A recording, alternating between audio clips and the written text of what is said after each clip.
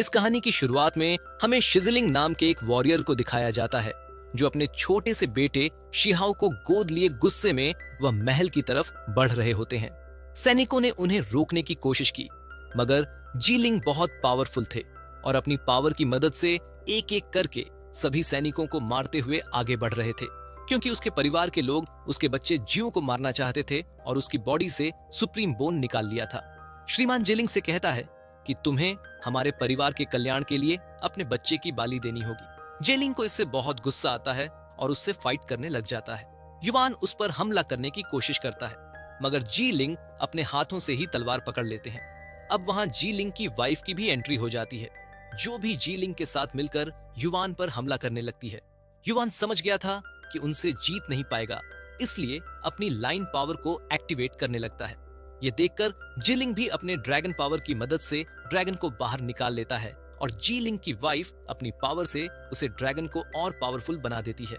मगर ये सीन यहीं कट हो जाता है।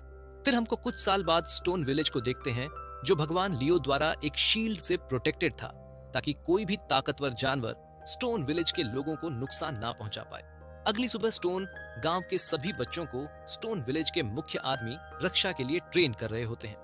वह सभी बच्चों से कहते हैं कि जल्दी उठकर कड़ी मेहनत करने से हमारी मांसपेशियां मजबूत होती हैं। उन सभी बच्चों में शिहाओ भी होता है, जो बड़ा हो गया था और वो काफी फुर्तीला और मेहनती था, क्योंकि जब मुखिया उसे पर वार करते तो हाल नहीं पाता और नीचे गिर जाता है। इसलिए मुखिया उसे कहते हैं कि भले शिहाओ तुमसे उम्र में छोटा हो, लेकिन वो सबसे मेहनती है। सभी बच्चों को बताते हैं कि हमारे आसपास का जंगल काफी बड़ा और असीम है, जहां कई प्राचीन जानवर निवास करते हैं। इसलिए अगर तुम सभी मेहनत नहीं करोगे तो उन जानवरों से नहीं लड़ पाओगे। फिर हमें स्टोन विलेज के शिकारी को दिखाया जाता है, जो एक दो सिर वाले करने के लिए जाता है, मगर वो गेंडा लात मारकर उसे दूर फेंक देता है। यह देखकर शिवलिंग को अपने सभी साथियों के साथ मिलकर उसे गेंडे पर हमला करने लग जाते हैं और उसे नीचे गिरा देते हैं। जब गेंडा मरने वाला होता है, सब एक साथ मिलकर हमला करने लगते हैं, मगर तभी वहां ब्लू ईगल भी उसे गेंदे का शिकार करने आ जाती है। गेंडा अपनी फायर पावर से उसे पर हमला करता है, मगर उसे अपने पंजों में दबाकर ले जाने लगती है। यह देखकर सब बहुत हैरान होते हैं कि ब्लू ईगल उनके इलाके में कैसे आ गई, क्योंकि कभी इस इलाके में शिकार से आग के गोले निकलते हैं, जिससे सब लोग बचकर भागने लगते हैं। ईगल भी वहां से भाग जाती है। फिर हमें कुछ समय के बाद का सीन दिखाया जाता है, जहां शिलिंगन अपने साथियों के साथ उसे मारे हुए गेंडे को लेकर स्टोन विलेज पहुंच जाता है। उन्हें देखकर मुखिया और सभी बच्चे बहुत खुश होते हैं। शिलिंगन सभी को बताता है कि पर्वत देवता क्रोधित हुए और उन्होंने ईगल को डरा दिया, जिससे हम इस गेंदे का शिकार कर पाए। सभी बच्चे अपने अपने पिता के पास आ जाते हैं। यह देखकर जियो दुखी हो जाता है, क्योंकि उसके माता पिता उसके पास नहीं थे और वो उसे स्टोन विलेज छोड़कर चले गए थे। जियो दुखी होकर बैठ जाता है और अपने मॉम डैड को याद करने लगता है। मुखिया उसके पास आते हैं। मुखिया को देखकर जियो पूछता है कि मेरे माँ और पिताजी वापस कब आएंगे? वो हमसे काफी दूर चले गए हैं। जियो कहता है कि क्या वो मुझे प्यार नहीं करते? मुखिया कहते हैं कि वो तुम्हें बहुत पसंद करते हैं और उसे अपने साथ ले जाते हैं। फिर हमें दिखाया जाता है कि गांव के सभी लोग एक पहाड़ के पास भगवान लियो से प्रार्थना करने के लिए जाते हैं। वहां पर मुखिया प्रार्थना करते हैं कि आप हम सब स्टोन विलेज के निवासियों को आशीर्वाद दें, ऐसा आशीर्वाद दीजिए। अगले दिन सभी गर्मी करो। जो उसे ग्रहण करता है, उसे ग्रहण करते ही उसकी बॉडी का तापमान बढ़ जाता है और उसमें गेंडे की पावर आ जाती है। वह उसे बर्तन से बाहर निकलकर उसे अपने हाथों से ऊपर उठा लेता है। यह देखकर सभी लोग आश्चर्यचकित रह जाते हैं। मुखिया कहते हैं कि इस बच्चे से ऐसी उम्मीद नहीं थी।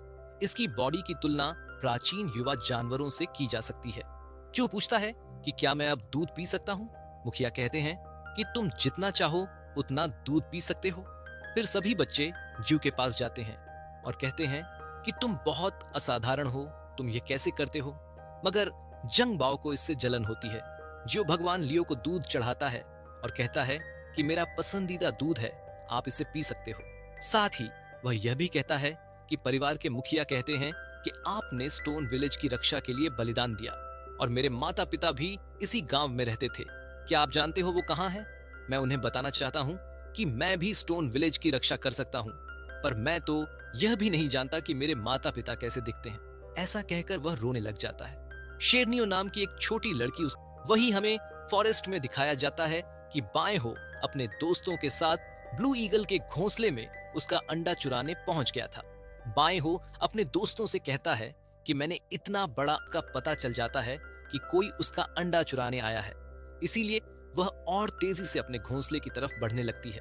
शिहाओ भी वहां पहुंच जाता है और सभी से कहता है कि तुम अंडा मत चुराओ, यहां से जल्दी भागो।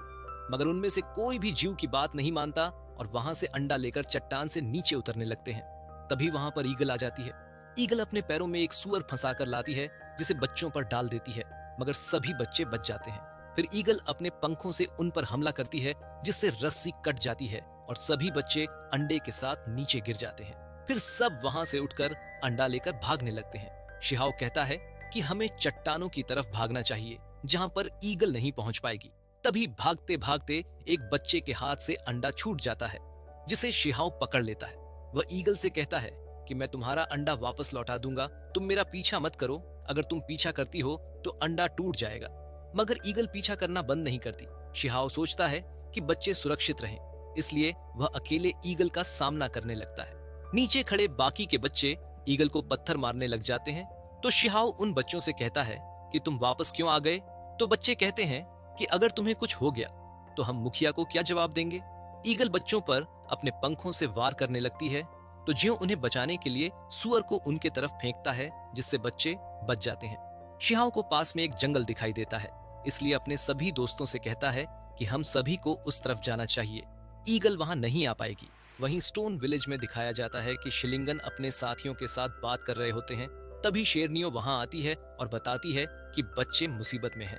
दूसरी तरफ बच्चे ईगल से बचकर भाग रहे होते हैं।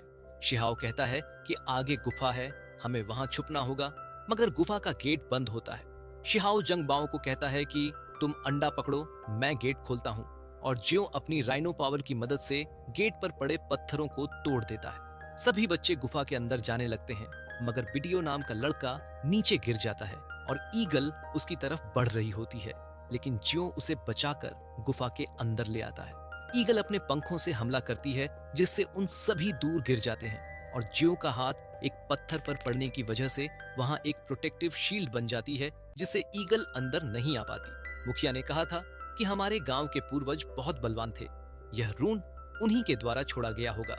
ईगल अपने जोरदार वार से उस शील्ड को तोड़ देती है और गुफा के अंदर आने की कोशिश करती है। तभी वहां मुखिया और शिकारी दल पहुंच जाते हैं और ईगल पर हमला करने लगते हैं। बच्चे मुखिया के पास आ जाते हैं। जंगबाओ कहता है कि मुझे अंडा नहीं चाहिए, उसे ईगल को वापस लौटा दो। मुखिया कहते हैं कि हम ऐसा नहीं कर सकते, यह अंडा भी हमारे लिए खतरा हो सकता है। शिलिंगन और आसान ईगल को रोके हुए हैं। हमें मौके का फायदा उठाकर गांव लौट जाना चाहिए और सभी गांव की तरफ भागने लगते हैं।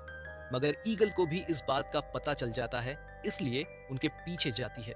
वे गांव की दहलीज तक पहुंच जाते हैं, मगर ईगल भी वहां आ चुकी थी, इसीलिए शिवलिंग और आसान उसे रोकने की कोशिश करते हैं और उसे नीचे गिरा देते हैं। ईगल सभी को अंदर जाने से रोकने के लिए अपने पांव से पहाड़ को तोड़ देती है, जिससे मुखिया पर पत्थर गिरने लगते हैं, लेकिन वे अपनी शील्ड से खुद को बचा लेते हैं। मगर एक छोटा पत्थर अंडे को लग जाता है जिससे उसमें दरार आ जाती है। फिर सब लोग गांव के अंदर चले जाते हैं। ईगल अंदर जाने की कोशिश करती है, तभी शिवलिंग और आसान पीछे से उसके पंजे पकड़कर जमीन पर पटक देते हैं और खुद भी अंदर चले जाते हैं। गांव का गेट छोटा होने की वजह से ईगल अंदर नहीं जा सकती थी। शिलिंगन मुखिया के पास जाता है और कहता है कि ईगल गांव के बाहर है।